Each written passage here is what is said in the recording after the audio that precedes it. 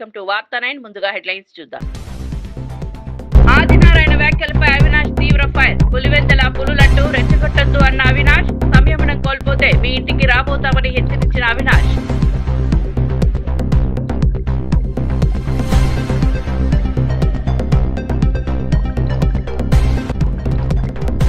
Parakamani case న్యాయపరంగా సాక్ష్యాల పరిశీలన కోరిన వర్లరామయ్య 27 ప్రతిపాదనలు సమర్పిస్తూ నిక్షేపపాత విచారణ కోరుతూ బాధ్యులపై కఠిన చర్యలు తప్పవని వర్లరామయ్య వినతి పత్రం. కేసును రాజకీయ రంగంలోకి లాగుందని వర్లరామయ్య డిమాండ్. మేడారంలో అభివృద్ధి పనులు, జాతరకు విన్యాసంగా రోడ్లు, నీరు, పారిశుద్ధ్యం సిద్ధం చేస్తామన్న పొంగులేటి. భక్తుల అసౌకర్యం రాకుండా అధికారులు సంయమనం చేస్తారన్న మంత్రి. మేడారం చరిత్రగా నిలవాలని పనుల నాణ్యతకు ప్రత్యేక ఆదేశాలు. దేవునిపై రాజకీయాలు చేయవద్దని సీతక్క కఠిన హెచ్చరిక. భక్తుల విశ్వాసాన్ని దెబ్బతీస్తే తీవ్ర చర్యలు తప్పవన్న సీతక్క. ప్రతిపక్షం కార్యకలాపాలు ప్రజాభావాలకు హానికరంగా మారవద్దని మంత్రి సందేశం.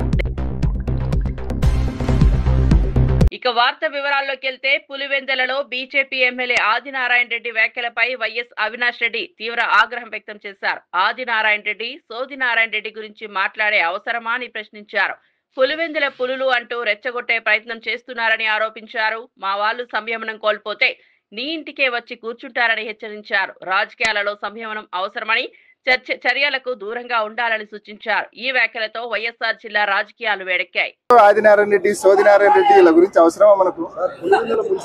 సోదినారాయణ రెడ్డి, ఆదినారాయణ రెడ్డి మనకు అవసరమా? ఒకటే ఆలోచించండి. మొన్న ఆయన మాట్లాడింది చూసిన నేను కూడా. పులివెందుల వాళ్ళందరినీ రెచ్చగొడతాడు. ఏం పులివెందుల పులులంట ఏం బీగుతారని చెప్పి మాట్లాడుతున్నాడు ఆయన. మా వాళ్ళందరూ సంయమనంగా ఉండారు కాబట్టి నువ్వు అంత స్వయం కూతలు కూర్చుండవు. మా వాళ్ళు సంయమనం కోల్పోతే నువ్వు అడిగినారే యాడుండారు ఏం చేస్తుండ్రని నీ ఇంట్లోకి వచ్చి కూర్చుంటారు. మర్యాదగా మాట్లాడమని చెప్పి ఆదినారాయణ రెడ్డికి హితువు పలుకుతా ఉన్నాం. ప్రముఖ నటుడు ప్రకాష్ రాజ్ సిఐడి ముందు హాజరై స్పందించారు. తాను ఎప్పుడు యువతకు మేలు జరగాలని కోరుకుంటారని, ఏ పార్టీ కోసం కాదని అన్నారు. గేమ్ అనుకొని ప్రమోట్ చేశారని తెలిపారు. యువత మంచి పనులు చేయాలని, సమాజానికి ఉపయోగపడే మార్గంలో నడవాలని సూచించారు. తనపై వచ్చిన నిరాధార ఆరోపణలను సత్యం వెలుగులోకి వస్తుందని నమ్మకం వ్యక్తం చేశారు. రాజకీయంగా దాడులు చేయడం తప్పని, తాను న్యాయబద్ధంగా. సార్వజనికులు ఒకరు కంప్లైంట్ చేశారు మన పేర్లన్నీ చెప్పి. సో దాని గురించి పిలిచారు అండ్ వెళ్ళి మాట్లాడాను. 2017లో ఇక్కడ బ్యాన్ అయ్యింది. 2016లో ఇంకా బెట్టింగ్ స్టార్ట్ అవ్వలేదండి. ఆ యాప్ ఒక గేమ్ అనుకుని మేము చేసామండి. ఆ తర్వాత తెలిసింది బెట్టింగ్ యాప్ ఈజ్ రాంగ్, అందువల్ల నేను కంటిన్యూ చేయలేదు. ఆ డీటెయిల్స్ ఇచ్చాను. ఆ తర్వాత ఏదైనా చేశారా, వేరే కంపెనీస్ ఏదైనా చేశారంటే లేదండి అని చెప్పాను. అంతే. బ్యాంక్ స్టేట్మెంట్స్ని అప్పుడే ఇచ్చాము, అందులో ఏమీ లేదని తెలిసింది. బట్ ఒకటి మా మాధ్యమం మూలంగా చెప్తున్నది, ఏదో అది కొందరు పెద్దవాళ్ళు చేశారు, వాళ్ళు చేశారు రూల్స్ అని కాదు. Betting app is wrong. Okay, అది చాలా యంగ్స్టర్స్ జీవితాలు పాడైపోతున్నాయి. 2016లో మనకు తెలియదు అది ఇంకా యాప్గా ఉంది, ఇంకా బెట్టింగ్ స్టార్ట్ అవ్వలేదు. బట్ ఎప్పుడైతే బెట్టింగ్ స్టార్ట్ అయ్యి అది బ్యాన్ అయిందో, యంగ్స్టర్స్కి నేను ఈ మూలంగా చెప్పేది ఒకటే, అంటే నేను బెట్టింగ్ యాప్ డబ్బులు పెట్టి చేయమని నేను యాడ్ చేయలేదని చెప్పడం చాలా ఈజీ. అలా కాదు. అది తెలిసి చేసినా తెలియక చేసినా తప్పే. యంగ్స్టర్స్ ప్రజలు అర్థం చేసుకోవాలి. మనం కష్టపడదాం, కష్టపడి సంపాదిస్తాం. ఇలాంటి ఎమ్మెల్సీ బొత్స సత్యనారాయణ ప్రభుత్వం ప్రజల ఆరోగ్యం పట్ల మరింత దృష్టి పెట్టాలంటూ వ్యాఖ్యానించారు. తనకైనా చంద్రబాబుకైనా ఆరోగ్యం బాగోలేకపోతే ప్రైవేట్ ఆసుపత్రులకు వెళ్లే అవకాశం ఉందని, కానీ సామాన్యుడి పరిస్థితి ఎలా ఉంటుందో ఆలోచించాలన్నారు. ప్రభుత్వ ఆసుపత్రుల్లో సదుపాయాలు మెరుగుపరచడం అత్యవసరమని స్పష్టం చేశారు. వైద్య రంగంలో ఉన్న లోపాలను గుర్తించి త్వరితగతిన పరిష్కరించాలని సూచించారు. పేదలకు నాణ్యమైన వైద్య సేవలు అందేలా చర్యలు తీసుకుంటామని తెలిపారు. చేసుకోవాల్సిన పరిస్థితి ఇవాళ వస్తుంది, కానీ దాన్ని ప్రైవేట్ పరం చేస్తే నష్టం ఎవరికి వస్తుంది? సామాన్యుడికి వస్తుంది. డబ్బున్నవాడు పర్వాలే ఎక్కడైనా వైద్యం చేసుకుంటాడు. డబ్బున్నవాడికి పర్వాలే ఎక్కడికైనా వెళ్ళి చేసుకుంటాడు. కానీ సామాన్యుడి పరిస్థితి అనేది ఆలోచన అడుగుతున్నాం. చూడగా చంద్రబాబుని అడుగుతున్నాం, నీకైతే నీకు కానీ నీ కుటుంబ సభ్యునికి కానీ నాకు కానీ నా కుటుంబ సభ్యునికి కానీ వస్తే మనకు వచ్చి భగవంతుడి అవకాశంతో మనం వచ్చి చేసుకుంటాం. కానీ సామాన్యుడు ఎక్కడ చేసుకుంటాడు వైద్యం అని అడుగుతున్నాం. ఏ రకంగా చేస్తామని అడుగుతున్నాం. ఇవాళ విశాఖపట్నంలో ఇవాళ మనం లేదు, శ్రీకాకుళంలో మెడికల్ కళాశాలలు ఉన్నాయి, ప్రైవేట్ మెడికల్ కళాశాలలు. విజయనగరంలో నిమ్స్ ఉంది, విశాఖపట్నంలో వచ్చి గీతం ఉంది, లేదు అక్కడ వచ్చి మీకు ఇంకొకటి ఉంది, కిమ్స్ హాస్పిటల్ ఉంది శ్రీకాకుళంలో ఉంది, జెమ్స్ ఉంది. అక్కడికి వెళ్ళమని సామాన్యులు ఎవరైనా సరే సామాన్యులు వచ్చి వైద్యం వచ్చి ఉచితంగా చేస్తారు, అడగండి. అంతేగాని కేజీహెచ్కి పరకామణి కేసులో నిజాలు వెలుగులోకి రావాలని కోరుతూ టీడీపీ సీనియర్ నేత వల్లరామయ్య సిఐడి చీఫ్ కు వినతి పత్రం సమర్పించారు. మొత్తం 27 ప్రతిపాదనలు ఇందులో పొందుపరిచారు. బాధ్యులు ఎంతటి వారైనా కఠిన శిక్షలకు గురి కావాలని డిమాండ్ చేశారు. భూమన కరుణాకర్ రెడ్డికి ఈ వ్యవహారం తెలియకుండానే జరిగిందా అని ప్రశ్నించారు. భూమన నిజాలు బయటపెట్టడానికి భయపడుతున్నారని వ్యాఖ్యానించారు. ఆస్తులు, బాధ్యతలు, ఫిర్యాదులు సహా ప్రతి అంశాన్ని నిక్షిప్తపాతంగా పరిశీలించాలని కోరారు. పరకామణి కేసును రాజకీయ రంగంలోకి లాగకూడదని, ప్రజల విశ్వాసాన్ని కాపాడేలా దర్యాప్తు జరగాలని స్పష్టం చేశారు. ఈ వినతి పత్రం సమర్పణతో కేసుపై మరోసారి చర్చ రేగింది. హైందవులందరికీ ఆధ్యాత్మిక అదృష్టమో దురదృష్టమో జగన్మోహన్ రెడ్డి గారు ముఖ్యమంత్రి అయ్యారు. ఆనాటి నుంచి ఈ ధర్మక్షేత్రం ఒక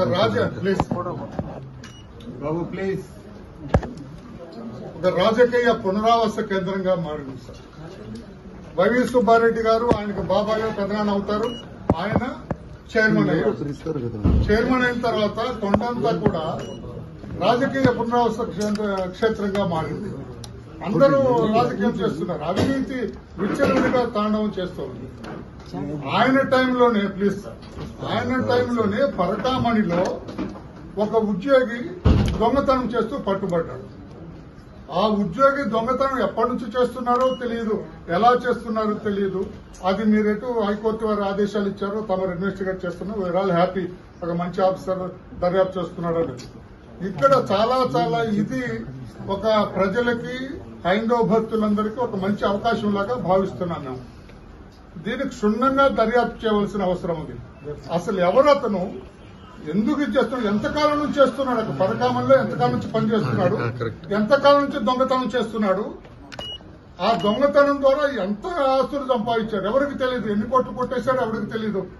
1000 కోట్లు కొట్టేశాడా, ఇంకా ఎక్కువ కొట్టేశాడా, 500 కోట్లు కొట్టేశాడా, 200 కోట్లు కొట్టేశాడా, ఎవరికి ఎన్ని కోట్లు కొట్టేశారో తెలియదు. అవన్నీ దర్యాప్తు వారు కేసు ఇచ్చారు, రిజిస్టర్ చేశారు. 1 మంత్ మెడికల్ కాలేజీలను ప్రైవేటీకరణ చేయొద్దంటూ మాజీ మంత్రి ఆర్కే రోజా ర్యాలీ నిర్వహించారు. విద్య ఒక హక్కు అని, దానిని వ్యాపారంగా మార్చే ప్రయత్నాలను అడ్డుకోవాలని ప్రజలను కోరారు. ప్రభుత్వ వైద్య విద్య బలపడితేనే పేద, మధ్యతరగతి విద్యార్థులకు అవకాశాలు ఉంటాయని చెప్పారు. ప్రైవేటీకరణ జరిగితే ఫీజులు భారీగా పెరిగి సామాన్యులకు వైద్య విద్య అందనంత దూరం అవుతుందని ఆందోళన వ్యక్తం చేశారు. వైద్య రంగం లాభాపేక్షగా మారితే ప్రజా ఆరోగ్య వ్యవస్థ దెబ్బతింటుందని పేర్కొన్నారు.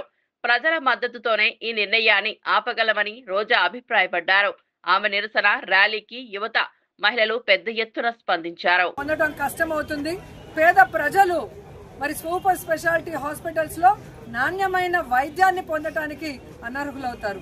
అందుకే ఈరోజు జగన్మోహన్ రెడ్డి గారి ఆదేశాల మేరకు ప్రజలందరినీ కూడా చైతన్యపరిచి గడప గడపకు వెళ్లి ఈ జీవో 590 వల్ల పేద విద్యార్థులు భవిష్యత్తులో కోట్లాది రూపాయలు పెట్టి మెడికల్ సీట్లు కొనలేని పరిస్థితి వస్తుంది. పేద ప్రజలు నాణ్యమైన వైద్యాన్ని అందుకోలేకపోతారు. కాబట్టి ఏం చేద్దామని అడిగితే ఈ ప్రభుత్వ దోపిడీని వ్యతిరేకిస్తూ ప్రజా ఉద్యమం చేయాలని ఈరోజు ప్రజలు కోరటం, ఆ ప్రజల మద్దతుతో వాళ్ళ సంఘీభావంతో ఈరోజు మేమంతా కూడా రాష్ట్ర వ్యాప్తంగా 175 నియోజకవర్గాల్లో ప్రభుత్వ మెడికల్ కాలేజీల్ని ప్రైవేటీకరించడాన్ని వ్యతిరేకిస్తూ ఉద్యమం చేయటం కల్లారా చూస్తున్నారు. ఎందుకంటే ఈ రాష్ట్రంలో మరి 17 మంది ముఖ్యమంత్రులు పరిపాలించారు. కానీ ఎవరూ చేయనటువంటి విధంగా జగన్మోహన్ రెడ్డి గారు తాను మొదటిసారి ముఖ్యమంత్రి అయినా కూడా పెద్ద ఆలోచనతో పేద ప్రజల కోసం, పేద విద్యార్థుల కోసం 17 మెడికల్ కాలేజీలకి శ్రీకారం చుట్టడం జరిగింది. ఆయన ముఖ్యమంత్రిగా ఉండగానే 5 మెడికల్ కాలేజీలని పూర్తి చేసి ప్రారంభించడం కూడా జరిగింది. ఆయన ముఖ్యమంత్రిగా ఎన్నికలు ఓడిపోయే సమయానికి మరో 2 మెడికల్ కాలేజీలు కూడా పూర్తి చేస్తే ఒకటిని మాత్రమే ఈ కూటమి ప్రభుత్వం ప్రారంభించి పులివెందుల్లో ఉన్న మెడికల్ కాలేజీని కక్ష సాధింపు చర్యగా మరి ప్రభుత్వం ఏదైతే కేంద్ర ప్రభుత్వం ఇచ్చిన సీట్లను కూడా క్యాన్సిల్ చేసి దాన్ని ప్రారంభించకపోవడం అనేది దురదృష్టకరం. ఈరోజు నాకు విజన్ ఉంది, విస్తరాకుల కట్టుంది, ఢిల్లీలో చక్రం నేనే తిప్పాను, హైదరాబాద్ ని నేనే కట్టాను, సెల్ ఫోన్ ని నేనే కనిపెట్టాను అని చెప్పే కట్టుకథలు చంద్రబాబు నాయుడు గారికి తెలిసినవే. కానీ ఈరోజు అన్ని చెప్పిన వాడికి ఎందుకు 10 మెడికల్ కాలేజీలు కట్టలేకపోతున్నావా అంటే అది మాత్రం చెప్పడు. డబ్బులు లేవంట, కట్టలేనని చెప్పి కుంటి సాకులు చెప్తాడు. మరి నీ పబ్లిసిటీ కోసం 100 కోట్లు ఏ విధంగా సెల్ఫ్ డబ్బా కోసం నువ్వు ఖర్చు పెడుతున్నావే, మరి మెడికల్ కాలేజీలు పూర్తి చేయడానికి డబ్బు లేదని చెప్పడానికి సిగ్గు లేదా అని నేను అడుగుతున్నాను. ఈరోజు స్పెషల్ ఫ్లైట్ల కోసం నువ్వు, పవన్ కళ్యాణ్, లోకేష్ విచ్చలవిడిగా ప్రజల డబ్బుని కోట్లాది రూపాయలు ఖర్చు పెడుతున్నావే, మరి ప్రజా వైద్యం కోసం ప్రజలకి, పేదవాడికి మరి మెడికల్ సీట్స్ కోసం ఉపయోగపడే ప్రభుత్వ మెడికల్ కాలేజీల్ని ప్రైవేటీకరిస్తున్నావే కట్టకుండా. దీనికి సిగ్గు లేదా అని నేను అడుగుతున్నాను. ఈరోజు మీ ఇళ్ల కోసం, మీరుండే గెస్ట్ హౌస్ల కోసం, మీ షోకుల కోసం కోట్లాది రూపాయలు వెచ్చిస్తున్నారే, మరి పేదవాళ్ళకి వెచ్చించాల్సిన ఈ ప్రభుత్వ మెడికల్ వెంకన్న భక్తుల మనోభావాలను దెబ్బతీసేలా కల్తీ నెయ్యి, వైసీపీ ముఠా కఠిన శిక్షలకు గురి కావాలని మాజీ మంత్రి దేవినేని ఉమామహేశ్వరరావు డిమాండ్ చేశారు. అమరావతిలోని ఎన్టీఆర్ భవన్ లో మీడియా సమావేశం నిర్వహించిన ఆయన ఇది సాధారణ తప్పు కాదని, భక్తుల విశ్వాసాన్ని అవమానపరిచే చర్య అని పేర్కొన్నారు. ఆలయాలకు పంపే ప్రతి వస్తువు గౌరవప్రదం కావాలని, నాణ్యతపై ఎలాంటి రాజీ పడకూడదని చెప్పారు. ఈ ఘటన వెనక ఉన్న వారికి రాజకీయ ఆశ్రయం ఇవ్వకూడదని, సరైన దర్యాప్తుతో నిజాలు వెలికి తీయాలని ప్రభుత్వాన్ని కోరారు. భక్తుల భావాల్ని ఇలా దెబ్బతీస్తే ప్రజలు సమాధానం కోరతారని హెచ్చరించారు. కరుణాకర్ రెడ్డి ఇవన్నీ కూడా సిట్టు ముందు సమాధానాలు చెప్పాలా? కల్తీ నెయ్యి కేసులో వైవి సుబ్బారెడ్డి కూడా నోటీసులు. ఎవరండి వైవి సుబ్బారెడ్డి?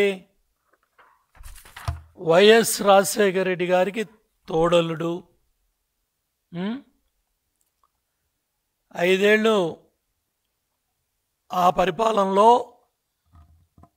హైదరాబాదు మహానగరంలో 100 కోట్ల విలువైన ప్రభుత్వ స్థలాలు, హౌసింగ్ బోర్డు స్థలాలన్నీ కూడా కొట్టేసిన దాంట్లో సిబిఐ ఈడీ కేసులో ముద్దాయి. మళ్ళీ చెప్తే వాళ్ళ తాబేదారులంతా బోకరిస్తారు. తాడేపల్లి ప్యాలెస్కి చెప్తున్నా, CC number 12000026 CBI case, Hyderabad CBI court complex. విచారణ 11 ఏళ్ల నుంచి జరుగుతూ ఉంది. మళ్ళీ ఈ పెద్ద మనిషి ముసుగులో ఉన్న సిబిఐ ఈడీ కేసులో ముద్దాయి ఈ వైవి సుబ్బారెడ్డి వైసీపీ పార్టీకి జోనల్ ఇన్ఛార్జిగా పనిచేశాడు మొన్న ఎన్నికల్లో. ఇవాళ రీజనల్ కోఆర్డినేటర్గా ఎన్టీఆర్ జిల్లాకి, కృష్ణా జిల్లాకు పనిచేస్తున్నాడు. రేపు 29 అభ్యర్థులు నిలబెట్టేది కూడా జగన్మోహన్ రెడ్డి సలహాదారుడు ఈయనే. ఇటువంటి ఎదవలంతా కలిసి సిబిఐ కేసు ఎప్పుడైతే టీటీడీ చైర్మన్గా ఉన్నాడో ఈ పాపాల ఫలితం ఆ జగన్ అక్రమార్కుల ఆస్తుల కేసు ఏదైతే నేను 2014 చెప్పానో సీసీ నెంబర్, ఇప్పుడు A6 ముద్దాయిగా ఉన్నాడు సిబిఐ కేసులో. ఎప్పుడైతే టీటీడీ చైర్మన్గా ఈ ప్రబుద్ధుడికి మేడారంలో జరుగుతున్న అభివృద్ధి కార్యక్రమాలను నిర్ణయించిన గడువులోపే పూర్తి చేస్తామని మంత్రి పొంగులేటి శ్రీనివాసరెడ్డి హామీ ఇచ్చారు. తెలంగాణలో పండుగలకు ప్రత్యేకంగా మేడారం జాతరకు భారీ స్థాయిలో వచ్చే జన సంద్రోహాన్ని దృష్టిలో పెట్టుకుని అన్ని విభాగాలు సమన్వయంతో పనిచేస్తున్నాయని తెలిపారు. రోడ్లు, త్రాగునీరు, పారిశుద్ధ్యం, విద్యుత్ వంటి మౌలిక వస్తువుల ఏర్పాట్లో విభాగాల పనితీరును సమీక్షిస్తున్నట్టు చెప్పారు. భక్తులకు అసౌకర్యం కలగకుండా ప్రతి పనిని నాణ్యతతో వేగంగా పూర్తి చేస్తామని పేర్కొన్నారు. మేడారాన్ని చరిత్రలో నిలిచిపోయేలా తీర్చిదిద్దడమే ప్రభుత్వ లక్ష్యమని స్పష్టం చేశారు.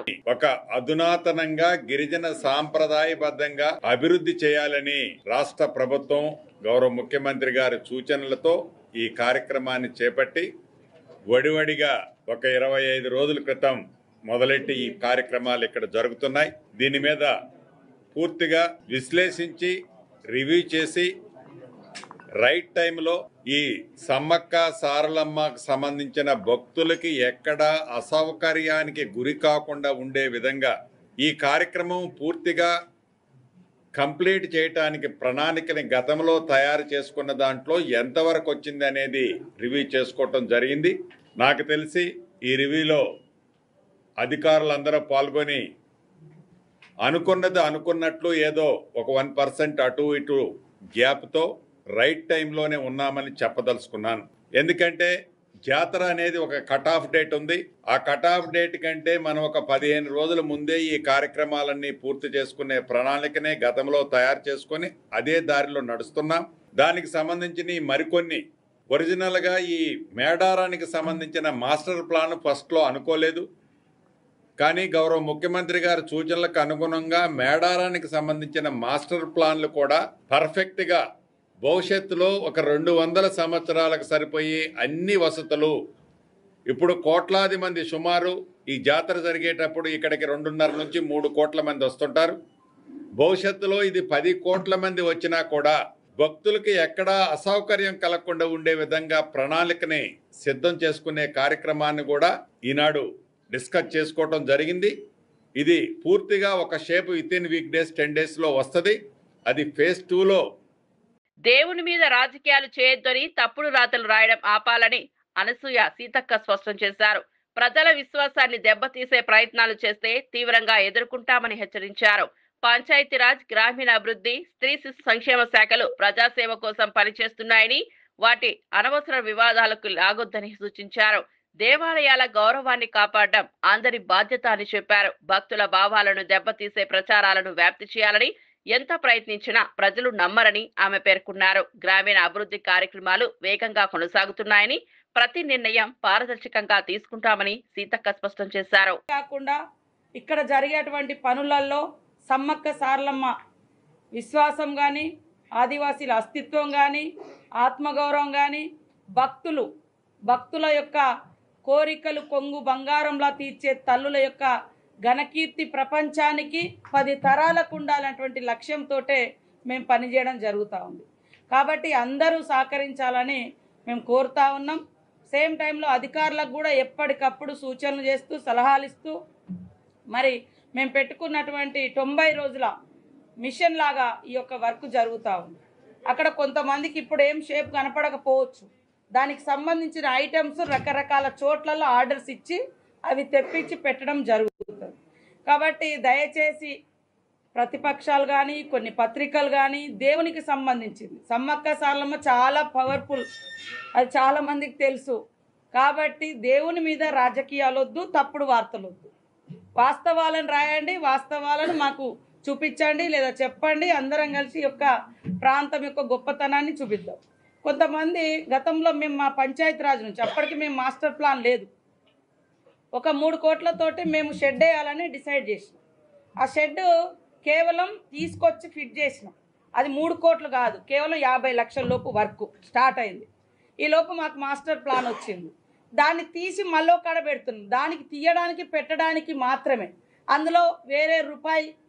సమ్మక్క సారాలమ్మ గుడిని చరిత్రలో నిలిచిపోయే విధంగా అభివృద్ధి చేస్తామని మంత్రి కొండా సురేఖ తెలిపారు. అటవీ, పర్యావరణ, దేవాదాయ శాఖల సమన్వయంతో పనులు జరుపుతున్నామని చెప్పారు.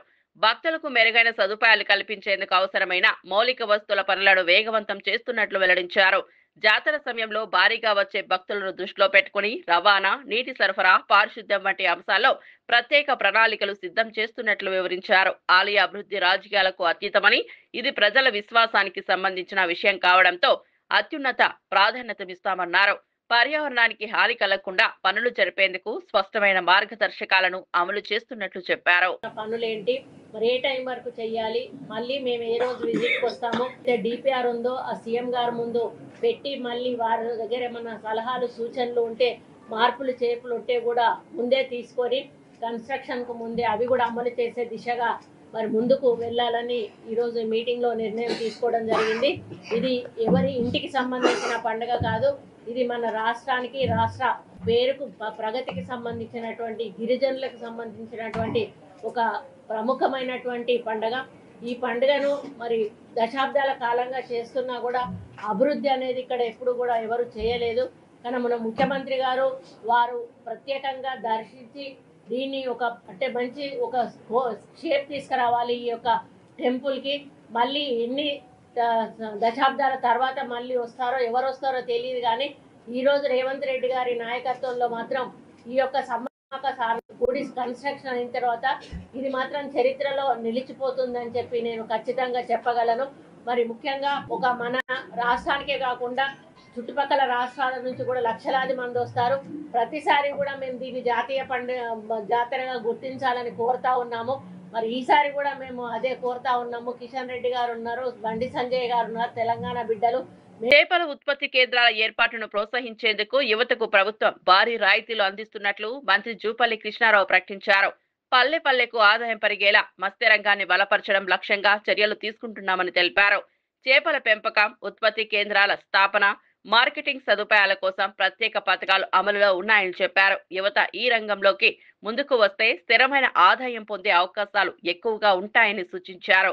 ప్రభుత్వ ప్రోత్సాహంతో మత్స్య రంగం అభివృద్ధి చెందితే గ్రామీణ ఆర్థిక వ్యవస్థ బలోపేతం అవుతుందని పేర్కొన్నారు. శిక్షణ కార్యక్రమాలు, రుణ సౌకర్యాలు, సబ్సిడీలు సహా అనేక ప్రయోజనాలు అందుబాటులో ఉన్నాయని వివరించారు. యువత ఈ అవకాశాలను సద్వినియోగం చేసుకోవాలని పిలుపునిచ్చారు. ఇప్పుడు ఒక అవకాశం కాబట్టి ఎక్కడి నుంచో దూర ప్రాంతాల నుంచి, ఎక్కడి నుంచో ఇతర రాష్ట్రాల నుంచి సీట్ తెచ్చే బదులు ఔత్సాహిక నిరుద్యోగ యువకులు ఎక్కడ ఉంటారో వాళ్ళు ఈ చేపల ఉత్పత్తి కేంద్రాన్ని ప్రారంభం చేసుకుంటే, అంటే ఎట్లయితే పౌల్ట్రీ ఫామ్ చేస్తారో ఈ ఫిష్ కి సంబంధించి కూడా అదే ప్రకారం చేసుకుంటే ప్రభుత్వం నుంచి సబ్సిడీ ఉంది, 40% సబ్సిడీ ఉంది, 60% సబ్సిడీ ఉంది. సో ఇది కూడా కొంత ఉపాధి పనికి వస్తుంది. ఒకటి.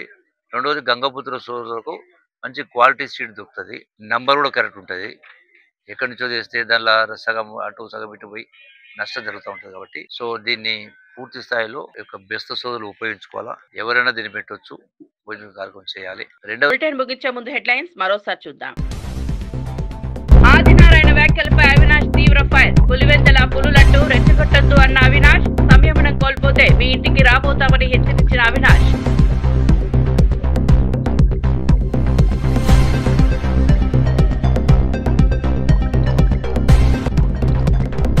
పరకామణి కేసు న్యాయపరంగా సాక్ష్యాల పరిశీలన కోరిన వర్లరామయ్య. 27 ప్రతిపాదనలు సమర్పిస్తూ నిక్షేపపాత విచారణ కోరుతూ బాధ్యులపై కఠిన చర్యలు తప్పవని వర్లరామయ్య వినతి పత్రం. కేసును రాజకీయ రంగంలోకి లాగుందని వర్లరామయ్య డిమాండ్. మేడారంలో అభివృద్ధి పనులు, జాతరకు విన్యాసంగా రోడ్లు, నీరు, పారిశుద్ధ్యం సిద్ధం చేస్తామన్న పొంగులేటి. భక్తుల అసౌకర్యం రాకుండా అధికారులు సంయమనం చేస్తారన్న మంత్రి. మేడారం చరిత్రగా నిలవాలని పనుల నాణ్యతకు ప్రత్యేక ఆదేశాలు. దేవునిపై రాజకీయాలు చేయవద్దని సీతక్క కఠిన హెచ్చరిక. భక్తుల విశ్వాసాన్ని దెబ్బతీస్తే తీవ్ర చర్యలు తప్పవన్న సీతక్క. ప్రతిపక్షం కార్యకలాపాలు ప్రజాభావాలకు హానికరంగా మారవద్దని మంత్రి సందేశం.